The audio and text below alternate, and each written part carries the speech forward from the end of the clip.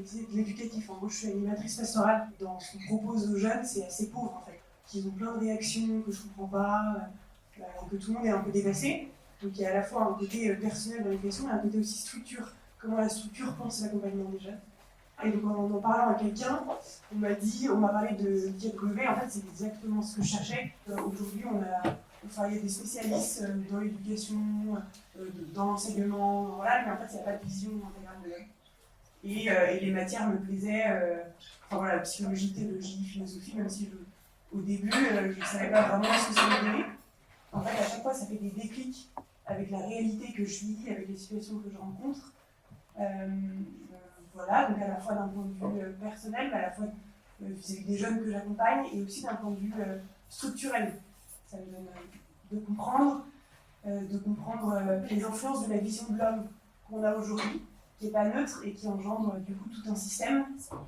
Ce dont je me rends compte, c'est en fait, la primauté de la personne, et ça on le dit, on l'écrit un peu partout, notamment même dans nos projets d'établissement et tout, mais en fait on n'y est pas du tout. Et je trouve qu'avec l'IKW, ça permet vraiment de se dire mais comment est-ce qu'on connaît en fait cette personne pour l'accompagner.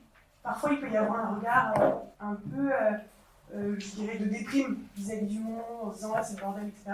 Et en fait, je trouve que non, en fait, l'IKW, il nous ramène à un regard d'émerveillement sur en fait toute la beauté de l'être humain. C'est-à-dire qu'en fait, je découvre tout un truc génial, mais moi j'appréhende petit à petit. Un exemple concret, c'est la liberté d'indifférence par rapport à la liberté de qualité. Et donc de ce que j'ai compris, c'est que la liberté d'indifférence, c'est être totalement libre de choisir entre le bien et le mal. C'est un peu toutes les théories actuelles, quoi. Je dois être complètement libre pour choisir, je peux choisir ce que je veux, je peux choisir mon genre. Mais en fait, elle fait face à la liberté d'indifférence, de qualité, pardon, qui est la liberté de saint Thomas d'Aquin, qui dit, mais en fait non, on doit respecter tout ce qu'est l'homme pour faire vraiment un choix complètement libre. Et du coup, là, on voit dans les cours, c'est magnifique, l'affectivité, l'expérience, tout le processus aussi de proposer un choix, voilà, comment on vient respecter ça. Il y a plein d'autres trucs, hein, mais moi, c'est ce que j'ai retenu.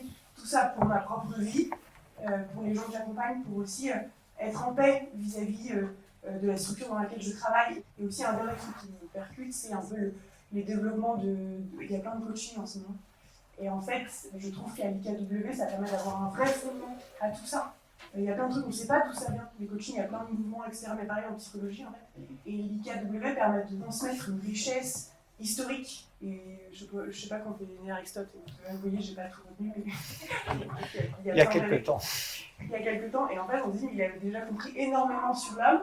Et peut-être qu'aujourd'hui, c'est un peu oublié. Et si on revenait à ce qu'est vraiment l'homme, eh ben, on pourrait mieux accompagner, mieux devenir ce qu'on est, mieux choisir librement. Donc je dirais que l'IKW, ça rend libre, parce que c'est, ouais, et ça permet de...